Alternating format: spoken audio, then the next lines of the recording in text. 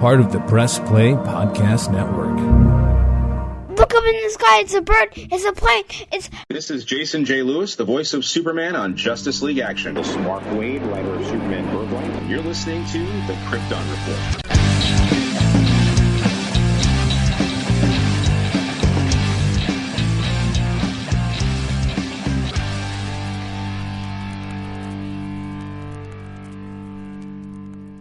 And we're back. That's right. The Krypton Report is back. Not like we've been gone, but I just thought it'd be fun to start off with "And we're back." I am your host, Tyler, and thank you for coming to the Krypton Report. I am the Superman of Blue, the man of tomorrow, and with me is the Superman of Red, the man with a beard, the man who knows, who has never been defeated by a sandwich, James Cole. Never been defeated by a sandwich. Oh, that's funny. I was going to say, and we're back from your extended break, such as life. It feels like we've been gone. They're like, you guys, it's only been a week and like half, whatever.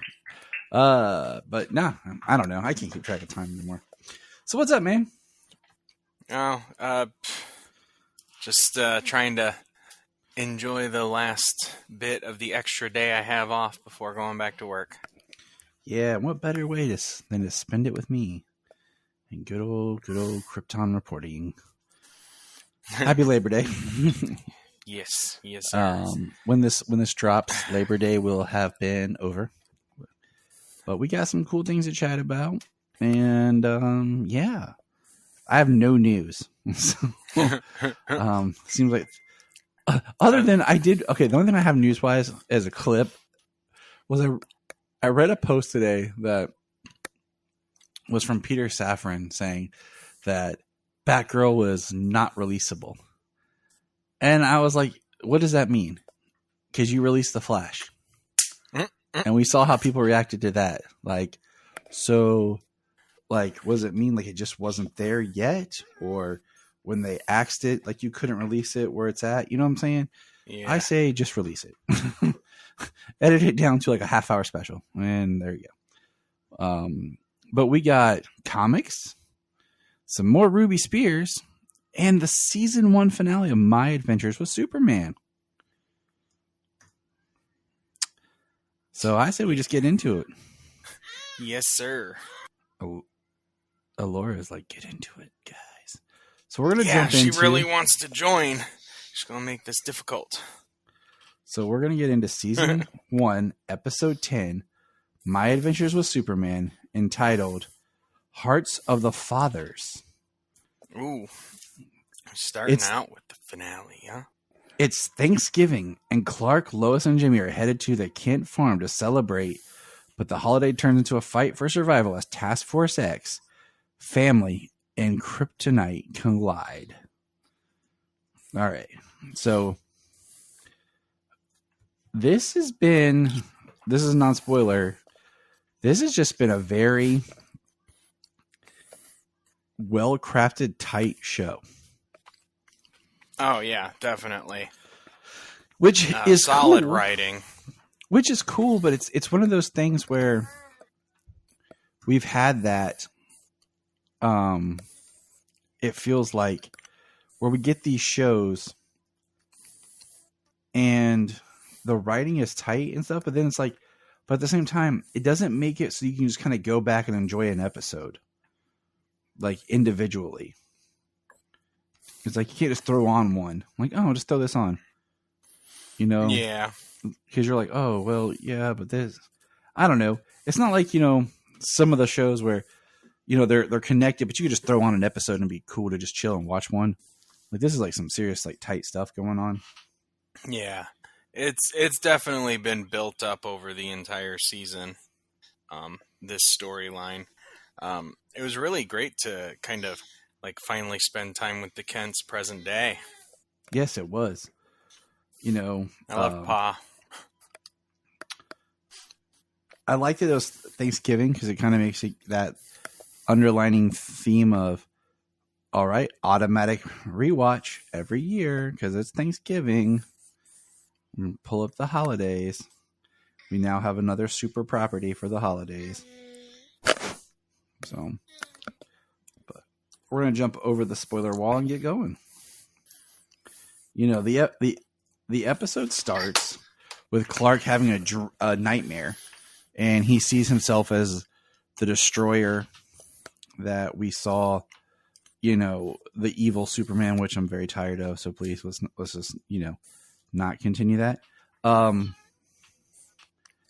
it's interesting because he wakes up, goes to the farm, and then he's kind of like I predicted back. Somehow we got Jimmy and Lois in the farm, but we're venturing into his Kryptonian connection because he's talking to Jor-El. But I love how they're arguing, Jor-El speaking Kryptonian and Clark speaking Earth, like English. And we see the translations of what he's saying in Kryptonian. And then he says, you know, my son in English. Yeah, I wonder, like, if the... I guess I would say program is learning. Yeah. I would say it is. If it's learning English, and the more he speaks to it.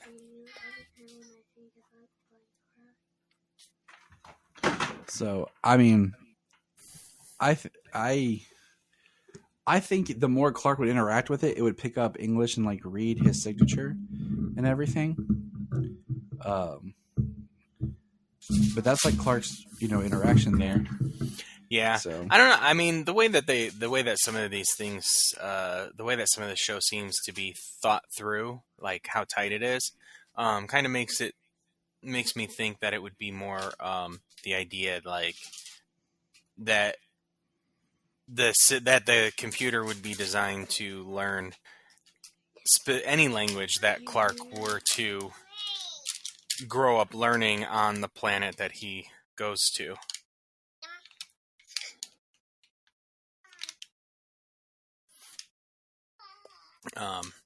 But yeah, this episode we get like a 0-day event happening again. We see the kaiju shell of Parasite still in Metropolis. That was kind of weird because you would have thought Superman would have like flown that out of there, but he didn't. You know, Clark gets Lois. It's kind of government property. I know, but they just left it there in the middle of the city. You know, nobody's hauling it away. Just be the guy with the office inside the T-Rex head. He wants, you know, Lois and Jimmy to help him find the general, and they're gonna do it. You know, they don't want Clark. The three of them they haven't told Clark about the evil Superman thing yet, which is weird. But it's picking up where it left off. Yeah, and this is the episode where they are promoted from interns to reporters. Yep, they get desks. Superman saves the city by Lois Lane, Clark Kent, and Jimmy Olsen. And then Perry calls when they're getting ready to leave for Thanksgiving. Perry tells Jimmy that he needs to speak with Jimmy. He needs to speak with him after everybody leaves. What did you think was going to happen? You know what? Honestly, I didn't consider what was going to happen. I just was sitting back waiting to find out what did happen. See, Ronnie Troop gives Lois a nameplate. Clark gets a hug and kiss from Kat. Future award-winning journalist. Jimmy gets a stuffed wolf from Lombard.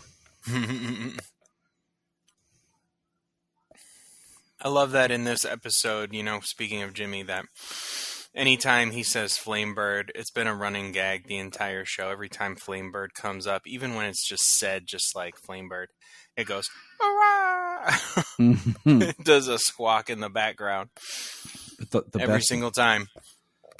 the best line of those at the end when he's like, "Oh yeah," when they're all finally sitting down to dinner. Yeah. And- James, didn't you have something to tell us? And like Clark heated the turkey up with his heat vision, so he's sitting there in his super suit, which is awesome. Yeah. And then Jimmy just nonchalantly is like, "Oh yeah, by the way, the Daily Planet bought Flamebird for $5.6 million. I'm super rich. Pass the apples." Hurrah! Yeah, the way he delivered that so nonchalantly at that time. I thought it was really cool how they did, because Jimmy is rich in the comics, inheritance from his parents and stuff like that. There was even a point, I don't know if he still does, he might still own the Daily Planet. It's so interesting just because I was like, just like he just says, like he said, it was so nonchalant, like, yeah, I'm super rich now. Let's go. Yeah, right. And they're like, what? But you know, I love seeing Mom and Pa together, and you know that they're old but not super old. Mm-hmm. Yeah, and Ma trying to defend Clark to Lois's dad. Told you, the general shows up, and it's Sam Lane. It's Sam Lane. Pa's all about the turkey zone. Don't tell anyone, James, but this turkey is refusing to come to temp. I love the part that I laughed hysterically both times I watched that. I just love the moment between Ma and Lois where she's thanking her, and how about how Clark just kept his distance from people once he found out, but now he has you with him. Yeah, that's really good. It really makes a reason for like Clark having that concern, not just his parents be like, well, you have to stay back, you have to stay home, you have to stay away. He had that concern of like, nope, like it was worried for everybody else. Clark peeling potatoes. Her dad shows up.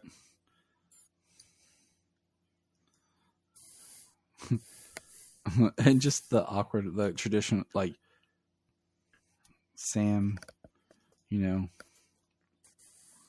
Sam's questions to Clark, like, have I ever met you before? Have I seen you before? Do you always wear glasses? Right. And that was pretty close. Like, And how everybody pulls Jimmy aside to talk to him and tell him something. Yeah. And he's like, dad is the general. I hate Lois's dad. And Jimmy's like, thank you for my emotional maturity. And we see that Jimmy has Lois's bag, and the device falls out, and we see how Clark reacts to kryptonite. And with the kryptonite, because the kryptonite's actually there, it causes the Kryptonian tech that's built there to react. Yeah, to like go into a defense mode.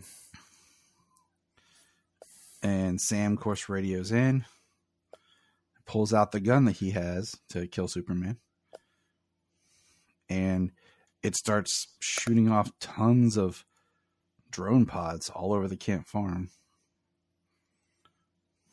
Yep, all the same Kryptonian drones that we saw in Zero Day. The Brainiac symbol on them. Yep, Solomon caught that this time. He was like, it's the Brainiac symbol. And we got the red skies. And Clark takes... We see that Jimmy uses the kryptonite against the device, the machines.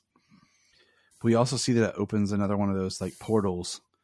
There's a giant armada-looking ship ready to come in. Like, somehow Sam's gun goes from being a pistol to like being a shotgun. Did you notice that? Like he pulls it out. It's like a one-handed pistol, and then like we get another shot later, and it's a two-handed like cannon. Right? Yeah, it did look like it increased in size. So Clark takes the kryptonite to the ship to fight it, and he uses heat vision, messes some junk up. He fights along with his father. That's what's awesome. Yeah. The hard light hologram of Jor-El fighting through the machines, and basically, he uses the kryptonite. It infects him as well. What I think is interesting when we see that the kryptonite poisoning starts growing like crystallization on his skin. Yeah. Yeah, when he's holding on to it. That was interesting. I like it. Like the thing that I liked about his first reaction, sorry to cut you off, but the thing I like about his first reaction to kryptonite here is very much like it incapacitates him. Kind of like almost like they did with Lois and Clark back in the day, the first time a little piece of home and he comes into contact with kryptonite, it knocks him out, like makes him sick, he loses his powers. Like, I mean, in this it's like really intense and really fast and hard, but his first time coming into contact with him, put him down. The crystallization kind of just makes me think of Doomsday, like why he grows like the bone and everything on him. Like it's something about their DNA being messed with. Interesting. He passes out and then wakes up and,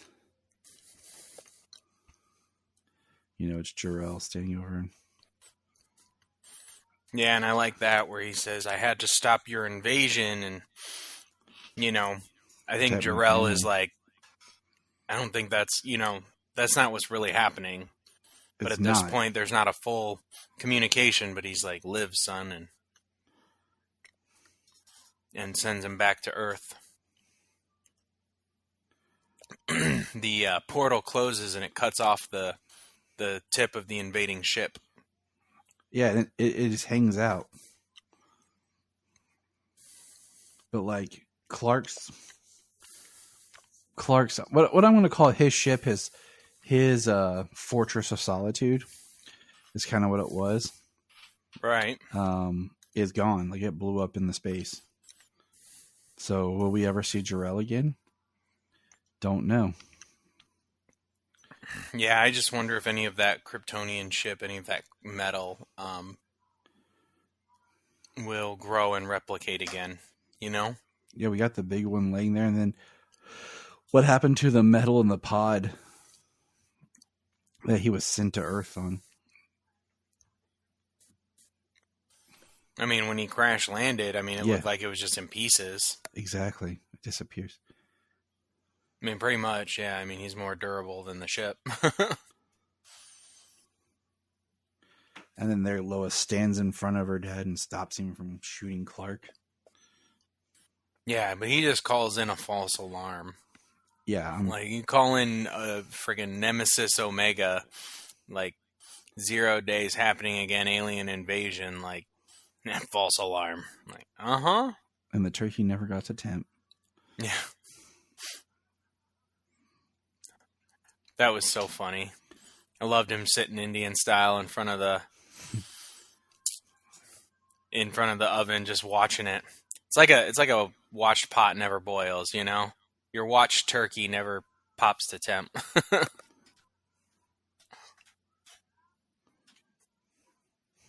It's awesome. Stamps, please. Yeah. I'm just gonna randomly say that at dinner, just Thanksgiving, just to see if anybody's like, what?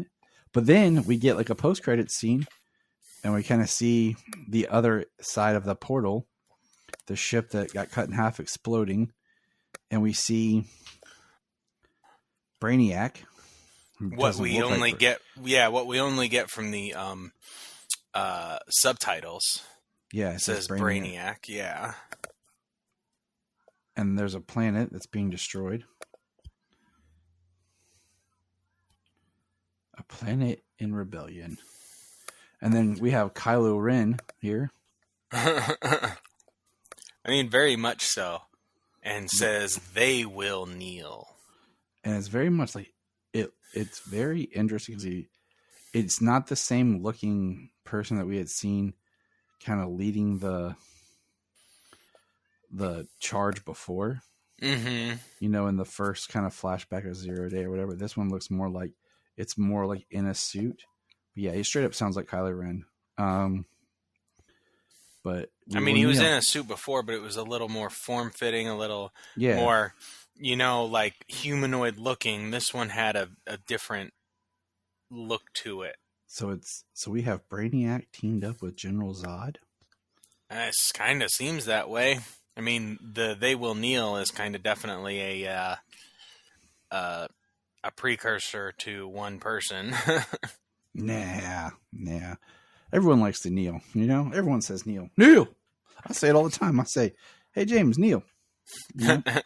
You're like... I mean, it doesn't work, but you still say it.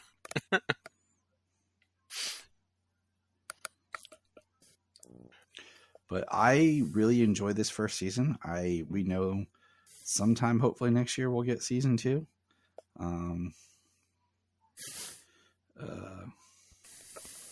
So I don't know, you know, like I want it sooner than later, but that's just because it was so good. And, you know, if it's just going to be 20 episodes total, that's cool, but kind of sucks too, just because I would like an ongoing series, you know?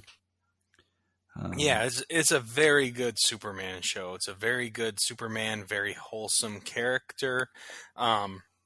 You know, you love the supporting cast. You love this Lois and Jimmy, and everybody they come into contact with. You know, they do, especially the family, and it's just really good. And it's so well written. It's very well written, nice and tight. Like you said. And so some of our predictions came true. But some of them didn't. Like it feels like it's a nice little cliffhanger.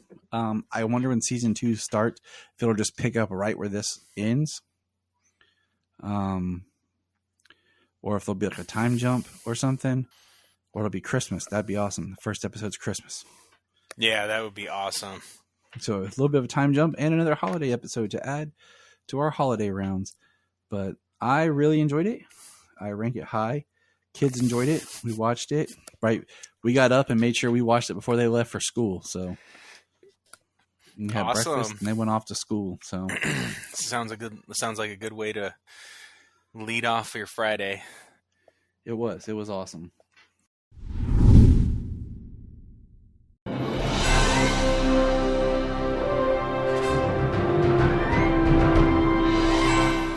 What's up, everybody? Chase Smith here from the Chase Smith Podcast and Cavs on the Break NBA Podcast. And I'm JD, host of the Hyman Podcast, part of the Press Play Podcast Network, and we are super excited to bring you a brand new show starting next Tuesday, the Fanfare Podcast. The Fanfare Podcast is all about your favorite movies and our favorite movies and the best moments in cinema. To help guide our discussion, each episode will feature one classic, and we will grade this movie using a report card-like scale A through F. We're going to be grading categories like acting, directing, cinematography, the score, and even the movie poster itself. And we're not featuring a movie report card. We'll be sharing our movie rankings, franchise deep dives, actor and director interviews, and everything in between. Movies have been a major part of our lives, and we cannot wait to share our thoughts with you. Our premiere episode will drop Tuesday, June 27th, and JD and I will be reviewing Raiders of the Lost Ark in preparation of the release of Indiana Jones and the Dial of Destiny on June 30th, the 5th installment of the franchise. Join us on the Fanfare Podcast, available on Apple Podcasts or wherever you listen to your podcast. Hello, Brooks here with the Books with Brooks monthly book club podcast. Here's how Books with Brooks works. We read one book a month, and then we talk about it. Classics like Stephen King's The Shining, debut novels like We Are the Brennans by Tracy Lang, and tons of other compelling, life-changing stories, one book and 1 month at a time. So come read along with us, and then listen in. Here at Krypton Report, we believe in the power of podcasting, the power of speaking your voice and speaking something that comes from you. So here's a couple of podcasts you can check out with people sharing their voice. I am Brian Peters, the creator and host of Gravely Amusing. For the past 30 years, I've studied the history of gods and monsters in pop culture and our world. As a student of theology and history, I've tried to understand evil and its impact on us. As a writer, I've tried to share this knowledge. As a comedian, I've tried to make people laugh as I do it. But as a man-child, I'm still that scared 7-year-old boy. Join me as I share the history of horror and sci-fi, discuss classic and modern pop culture, and share a creepy story or two. This podcast may scare you, it may horrify you, or it may leave you gravely amused. Listen to Gravely Amusing on Apple Podcasts, Spotify, iHeartRadio, and wherever podcasts are found. Follow us on Twitter at Gravely_Amusing or on TikTok at Gravely Amusing. Hi, I'm Taria Maynard, and this is my co-host, Jania Patrick. We're a couple of sisters in Central Ohio who created a podcast. Our podcast is called The Confessing Heretics. The basic premise of the podcast right now, as we see it, is we're going to talk to you guys about our stories in religion, would you say? This podcast is about sharing our truths, our religious traumas, and our histories. We'd love for you to join us on our journeys as we talk about our pasts and discover more about ourselves along the way. We will be featured on Facebook, Instagram, TikTok, and YouTube. Just look for The Confessing Heretics. We have a $1 Patreon. Yes, I know everyone asks for money, but our $1 Patreon each month gets you commentary tracks for releasing movies, DC movies. It gets you my Requel series where I pitch ideas about movie sequels, prequels, or whatever. It also gets special bonus episodes of whatever else some of the friends of the network chime in and drop. So check that out for $1 a month. That's all we ask. Keep it cheap, keep it simple, and help us keep going. Check out the link in the show notes or Patreon Krypton Report. Follow the link in the link tree or in the show notes below, patreon.com/Krypton Report. This is Dan Jurgens, and if you want to have a good time, keep listening to the Krypton Report. All right. Now we're going to talk a little bit Ruby Spears. We're making our way through the final stretch here, and let's chat it up. We got episode 8, which when this was a surprise. The title is Superman and Wonder Woman versus the Sorcerer of Time and the Birthday Party. Superman teams up with Wonder Woman to stop the Siren from getting the Globe of Darkness in a Superman and Wonder Woman versus the Sorcerer of Time. And then an unexpected surprise disrupts Clark's birthday party in the Birthday Party. Mm-hmm. James, what did you think of this episode? James. Yeah, it was cool. It was cool to see Wonder Woman in there. They didn't do like this big thing that magic hurt Superman.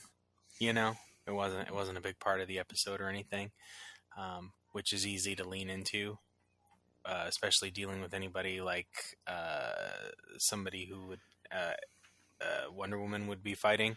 Yeah. They usually do have some sort of magical ties. But it was fairly well done. I definitely remember them using the bracers to reflect his heat vision at one point. It was just cool to see Wonder Woman. Like, it felt so random and weird.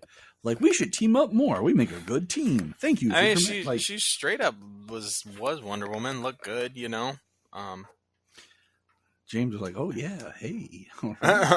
Well, I mean, nothing out of the ordinary. They didn't try to make her look different or give her any new sort of outfit or design or anything. Yeah, they're just like, it's just Wonder Woman. Yeah.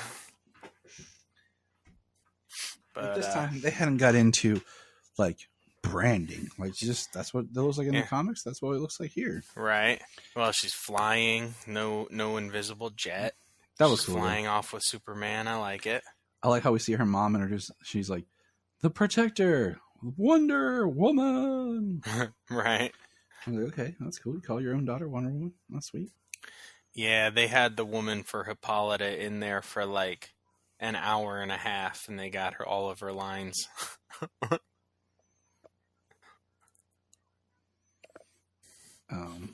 So that old cartoon voiceover delivery. Yep. All right. Then the birthday party. Clark has a birthday party. He's starting to age up. And Lana shows up, and some of the other boys aren't happy that Lana's showing up. I thought it was just funny where Clark's like, Ma, let's get the barbecue. She's like, I'll be in the house, kids. And she's like, I better get to that barbecue. Right. It was kind of like, maybe we should be at the barbecue. Are you just going to let kids run around by themselves? What kind of parent are you, Ma Kent? Right. With an open flame out there at that grill. And all the kids start bussing, getting into hose, and getting Yeah. wet. The Clark x-raying all of his presents, I was like, and that's why they had to start wrapping them in lead foil. You mean Santa? Yes, them in Santa wrapped them in lead foil for Clark, so he couldn't see them. I'm turning on the tree. Dad, that's my job. And then he uses his heat vision to get the barbecue going, get the charcoals lit. Yeah, his mom ain't doing nothing. He was like, hey, hungry. So it was cool. The next episode, episode 9, Bone Chill and the Driver's License, probably my favorite episode of this so far.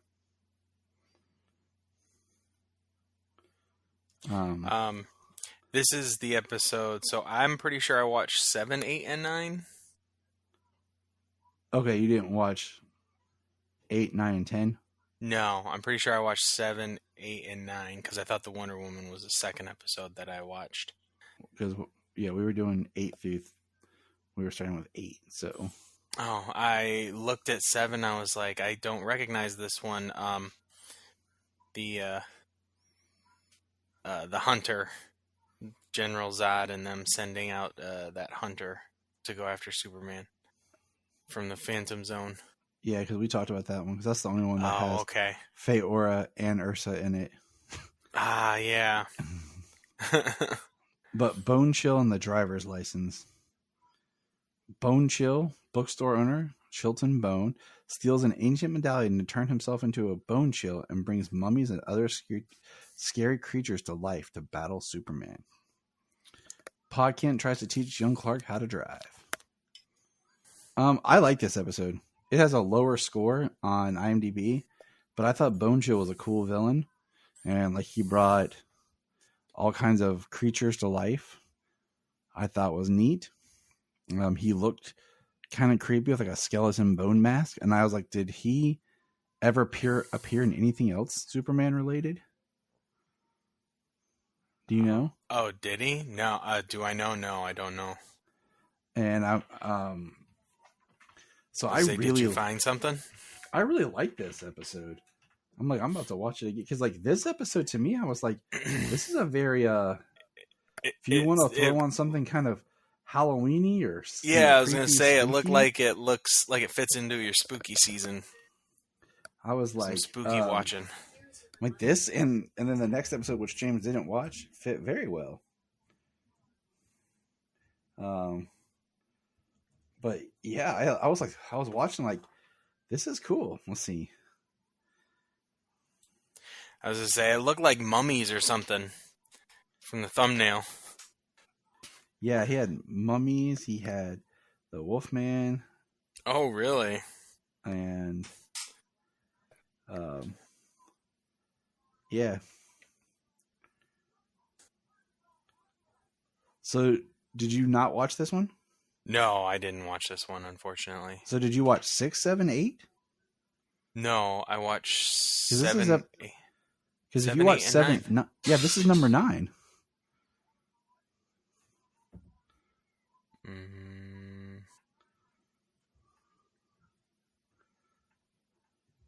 Okay. It doesn't. No, I remember the bone. The book dealer.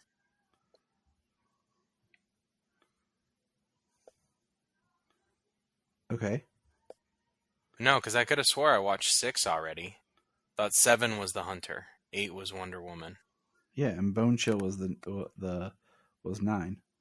Yeah, that's the one. That's the one. The last one I watched, and the baby freaking was being a handful on this episode.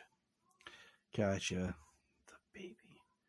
Yeah, Allura was being something else at the moment.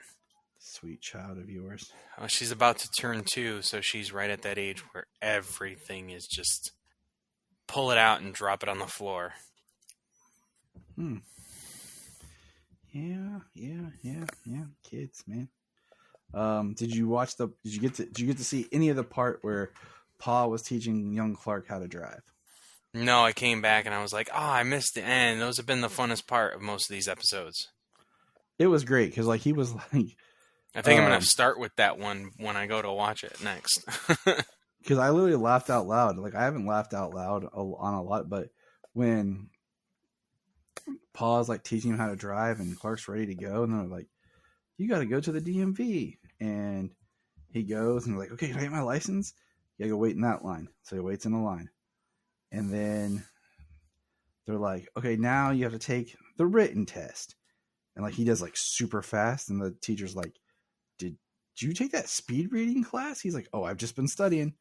And then they're like, he's like, now do I get the test for my driver's license? No, you have to now go stand over there and do a vision test. So he goes over there. The lady's like, read the smallest line. He reads, made in blah, blah, blah, blah, blah. She's like, what? He's like, yeah, they're at the bottom. They're like, oh my gosh. And then like, That's he hilarious. does the driving test and they're like, if everyone drove like your son, the world would be a better place. There'd be no need for, like anything. It was probably, like I said, I laughed when he did the vision test. I was like, yeah, that was just funny. So it was a great, like I said, it's probably my favorite episode so far. And I definitely, that's probably if I had to recommend one. Yeah. I recommend that one. So it's probably my favorite just because of I don't know, the flavor, the feel. Right. Didn't feel as cheesy. So, well, no, I'm gonna rewatch that one and watch the rest of them. So. All right. Well, let's move on and get some comics. James, what you got on the comic front? Comics. Well, we got a lot of comics this week. Yeah, we do. Yeah. I mean, we can start with Steelworks. I think that's the oldest one we got. Yep. Bring it up. Yep. All I know is if I write Superman comics, I'm bringing Bone Chill back. This homeboy needs to come back.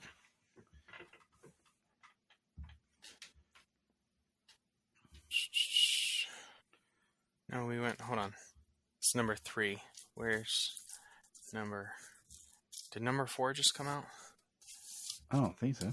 Oh, I thought we went over number 3 because it was. Then we it did. had Superwoman in the back. Yeah. Okay. This is how much me and James have not talked. All right. Well, we can start with Action Comics Terror.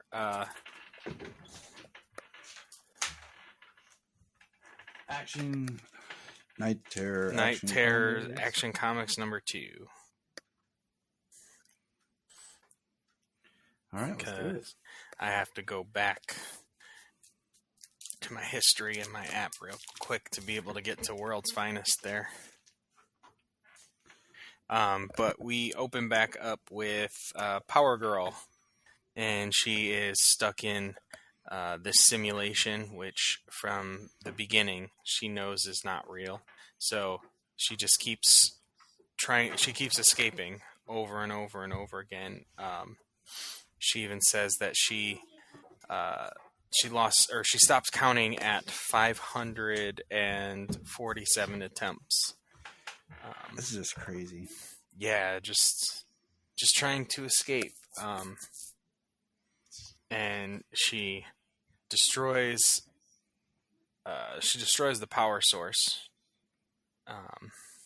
And she wakes up, and seems she wakes up back in her apartment, and she wakes up Omen, who she's been staying with, the redhead that that she's been working with with her psychic powers. Yep. Power Girl takes a shower and she opens the window to find the sky is purple and swirling and storming, and they're still trapped in a nightmare.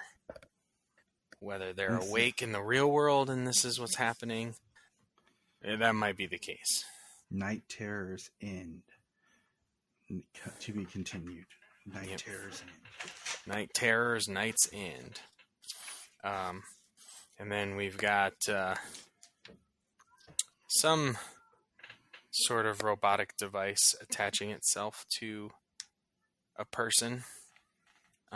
Probably something from that simulation. And it attaches itself to a guy, and he is searching for Power Girl.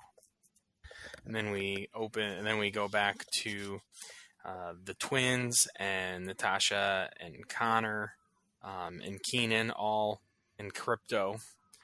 They're all fighting. It's just a big out battle. It's just a big all out battle with Cyborg Superman. There's a lot going on, just a lot of fighting. Keenan breaks free and snatches Natasha and the twins. They go flying away, and Cyborg catches them real fast, takes them down. They appear to be on Warworld, and they're all fighting the Warzone and all of the elite that went to Warworld with them, saying that they all died, that they all their bodies were fed the great worms, and so during all the fighting, it seems like Natasha and Keenan and everybody is taken down, and it's the twins who are fighting Cyborg Superman, and the fire of Olgrun kind of seems to show itself in the nightmare scenario, where his saying that his sister is afraid of him, that he's not who he is anymore because he died and was brought back, and like chained to Mongol, they can't get loose of their chains from Warworld. But this is also Cyborg Superman's nightmare, and he has a nightmare that his wife who died was terrified of him, that she died just to get away from him. And the twins figure that it's his nightmare as well, so they are able to fight back against Cyborg Superman, and he is taken by his nightmares.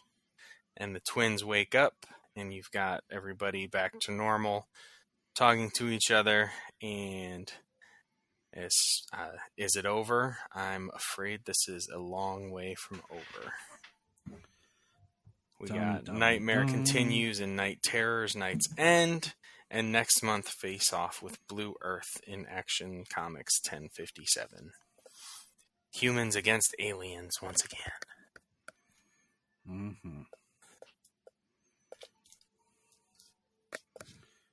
What do you think of this book? It's a pretty quick read, especially the beginning. Most of the stuff that happened with Power Girl. I'm liking that Action Comics is more about members of the family and not Superman. It's less about Superman, less about Connor, because they have their own books. I meant Jonathan, not Connor.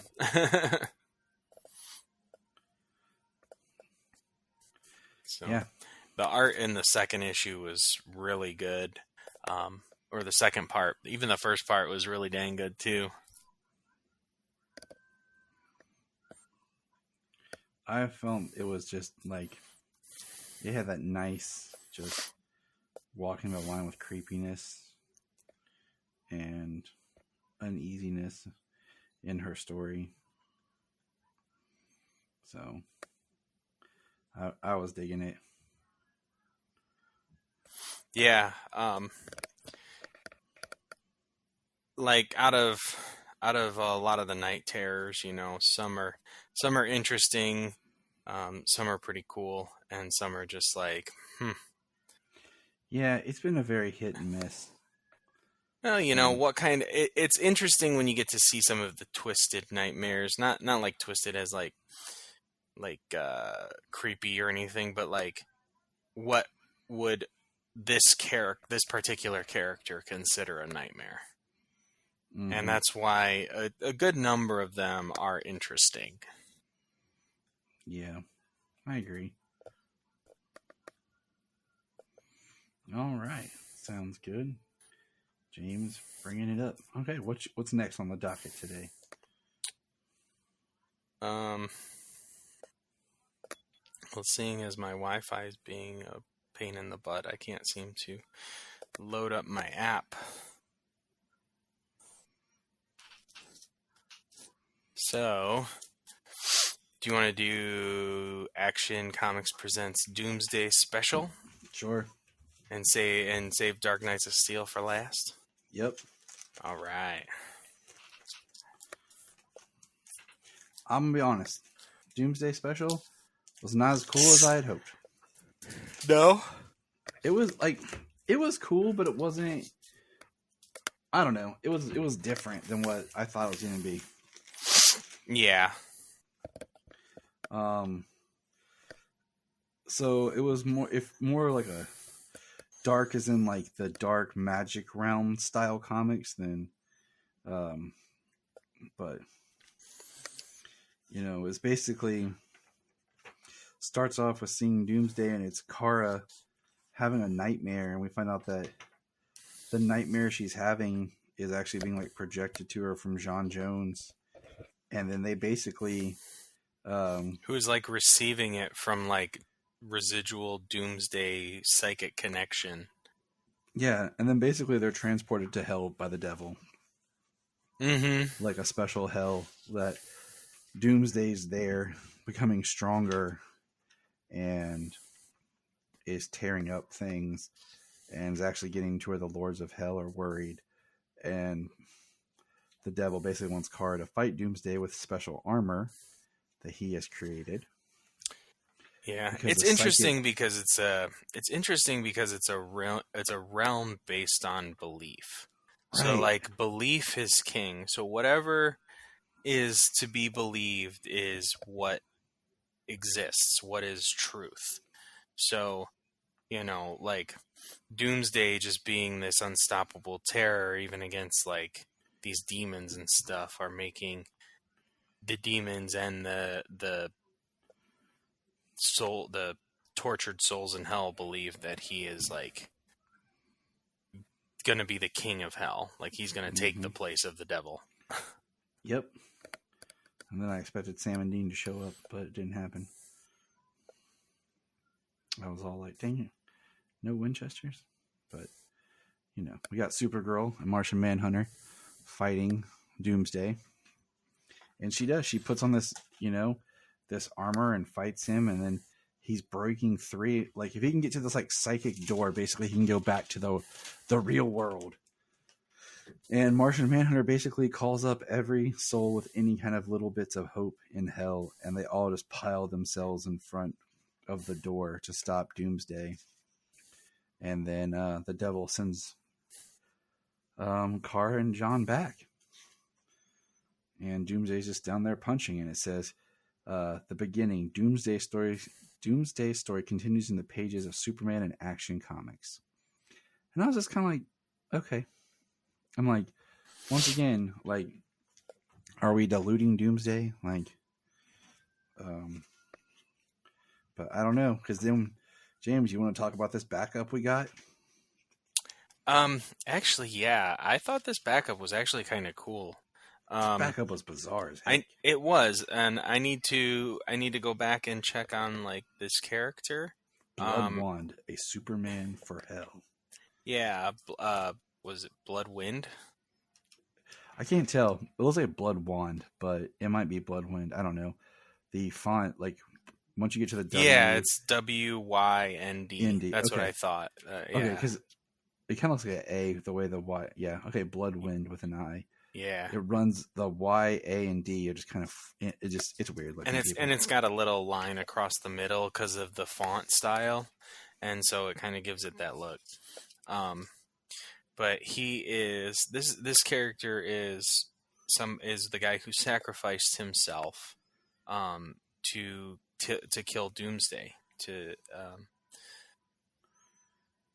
back in, it says Lazarus Planet. I thought I read all the Lazarus Planet stuff, but I might have missed this. I'm not sure if that was Lazarus Planet stuff or if that was the Doomsday, the other Doomsday special or something. I thought I can't remember where that character had put Doomsday down. It says Lazarus Planet. Mm-hmm. Got to go with the editor notes on this, but so he's in hell, and he says that he is in the fifth circle of hell, Wrath, and a demon is there attacking him, trying to say that he will be his torturer if he doesn't have one already, and Doomsday is permeating the world. This is actually the second time we've seen these Doomsday dogs now. The one time being in that Brainiac's at the end with Brainiac of the Superman annual. So it's interesting to see these in different areas like this. But Doomsday dogs being a thing. But he's running away from them, and he passes through what the demon tells him is a membrane to the next circle of hell. And he takes him down to the next circle of hell. And he says, there was another. When I died, there was another present, another I connected to who sought to save me. I think I brought some of him here too, along with Doomsday. They changed me, both of them, because the demon says that he brought Doomsday with him to hell.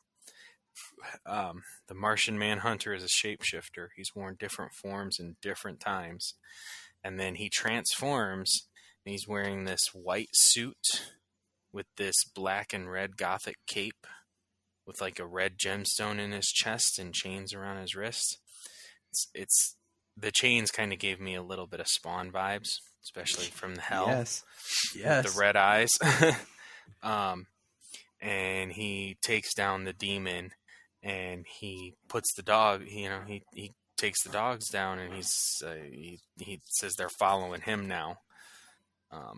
After he beats the demon and he takes the dogs, he frees all the people from hell that they won't be tortured for now. He says, run, free others.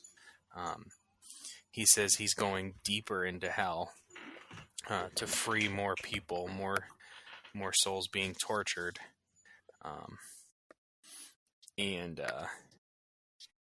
He said, and when he lands, he disguises who he is because he can kind of do some shape shifting, and it repeats itself.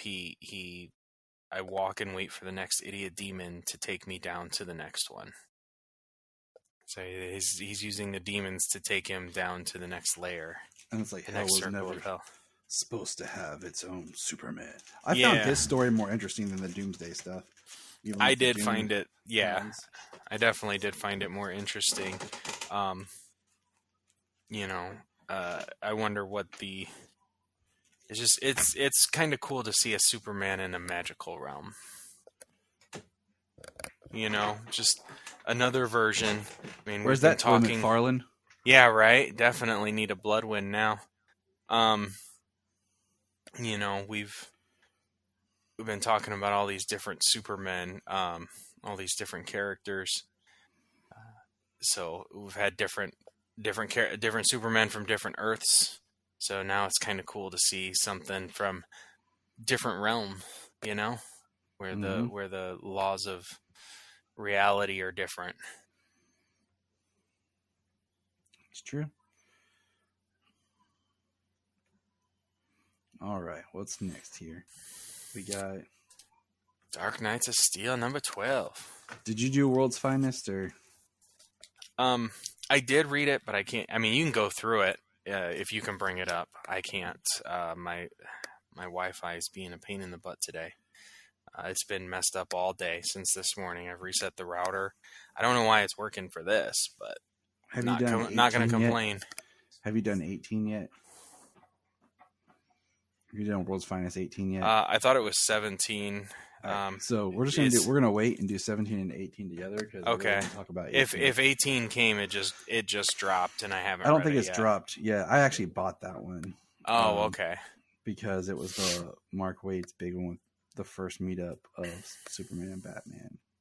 Oh, I was gonna say, is this the first cover or something in the first arc of the Kingdom Come world? It's right before Kingdom Come. Oh, okay. So I was like, this is cool. I'm getting back into this book. Dan Mora's art's just beautiful. So I've definitely been into reading it as it's been coming out on the app for sure. So all right.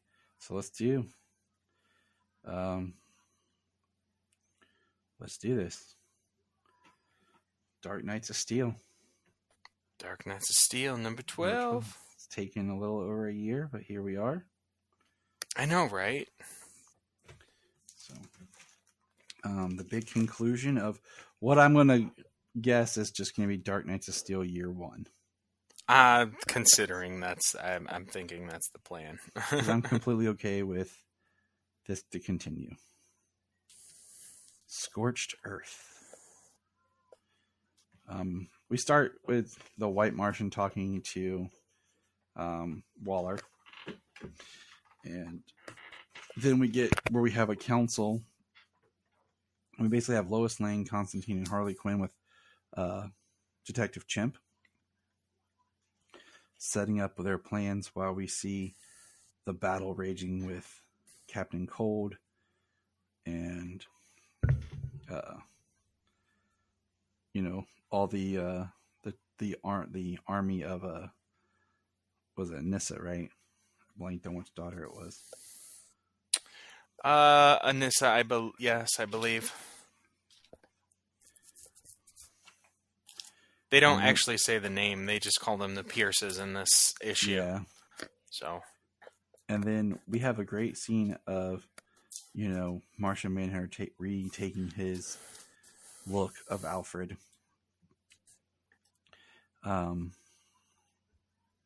Bruce says, I don't know what to call you. And he says, Bruce, I have been Alfred for decades. I would like to continue being him, but not if you feel deceived. He said, be who you need to be. Should I go with you? Where we go, you cannot follow, but I will make them pay for your world, your family. We'll see you soon, Alfred. And you have Superman, Batman, Zala, and Wonder Woman running off to fight.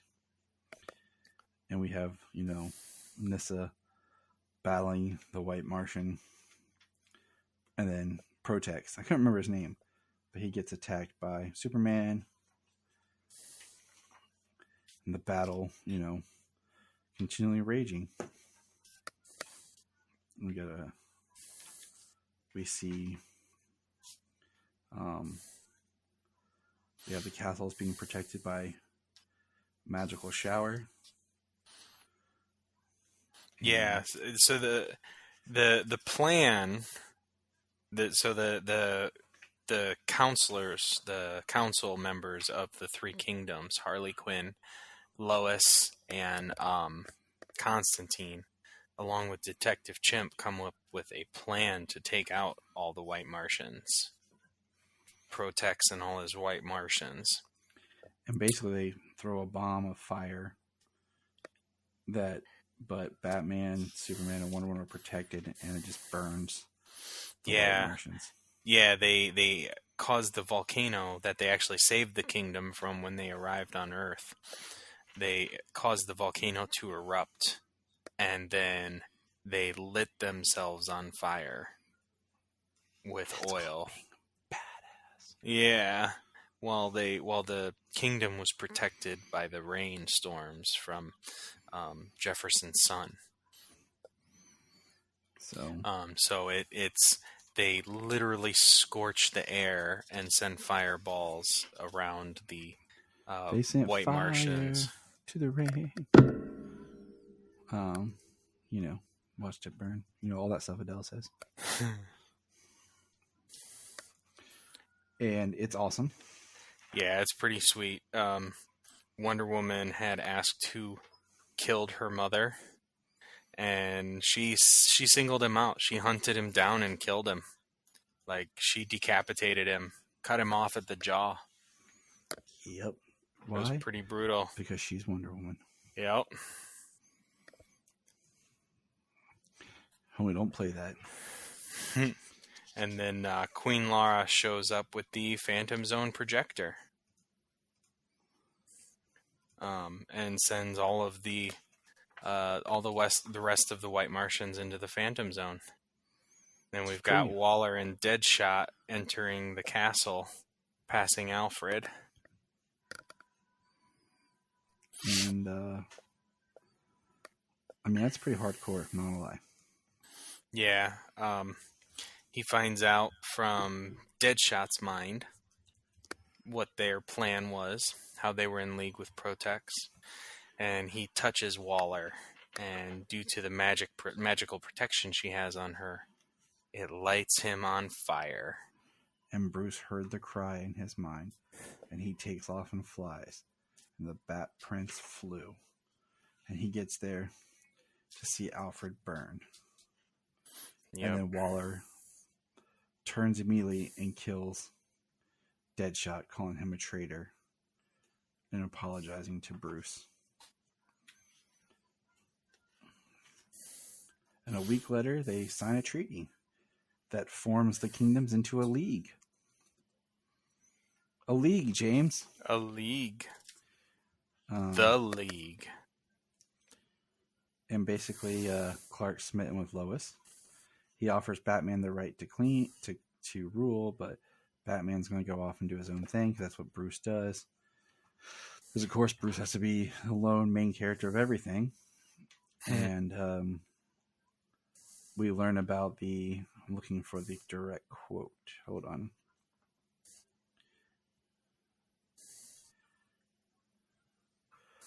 There are others who could see our alliance as a threat. The Lord of the Seas, the Sky Realm, the Jarls of the Frozen Isle.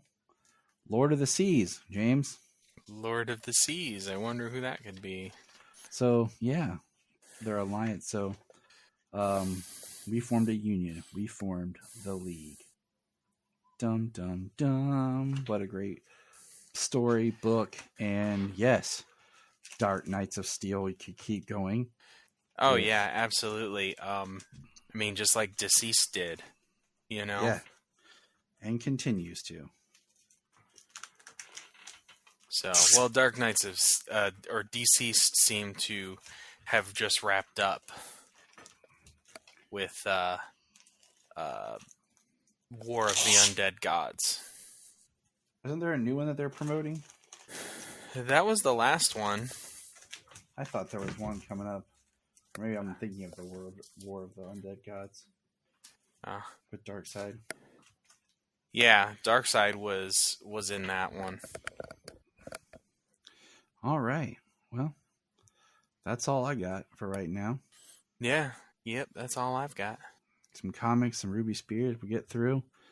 And sadly, with My Adventures of Superman, that's what I said, we're going to start digging into more comics, and we'll pick up something. We're going to finish Ruby Spears, and then we'll find some other show to kind of keep going. I wanted to do Superboy 3, but it's not on Tubi. So, right. We'll figure it out. Yeah, there's some other Superman animated stuff out there. When all else fails, we've got Smallville. Yeah, but I feel like Smallville is great, but there's a lot of other Smallville going on right now. Oh yeah, it's had a pretty heavy resurgence right now, and I try to talk with Talkville and always hold on to Smallville. Yeah, I'm trying to don't want to do the same things that other people do. No. We got to find the ones that no one wants to talk about. If we had easier access to like the Filmation Superman cartoons, do that. But all right, good listeners. This is a cool announcement. I will be hosting, if you're in the Cincinnati area of Ohio, I will be hosting a panel there. You can come check me out on the 23rd of this month. So September 23rd? Yep. Excellent. That's what Bill and Ted would say. Totally. All right. And remember, good listeners, James has never lost to a sandwich. Look up in the sky. We just want to say, if you've enjoyed this podcast, please check out other podcasts on the Press Play Podcast Network. If you are like Tyler and James and can't get enough Super Talk, check out these other podcasts. Digging for Kryptonite, Supergirl Radio, The Last Sons of Krypton, the Superboy Legacy Podcast, All-Star Superfans, Superman the Animated Podcast, The Aspiring Kryptonians, Always Hold On to Smallville, The Geek of Steel, and Truth, Justice, and Hope. Remember to check out Krypton Report on all social media platforms. Go to linktree.com/Krypton Report. You find all of our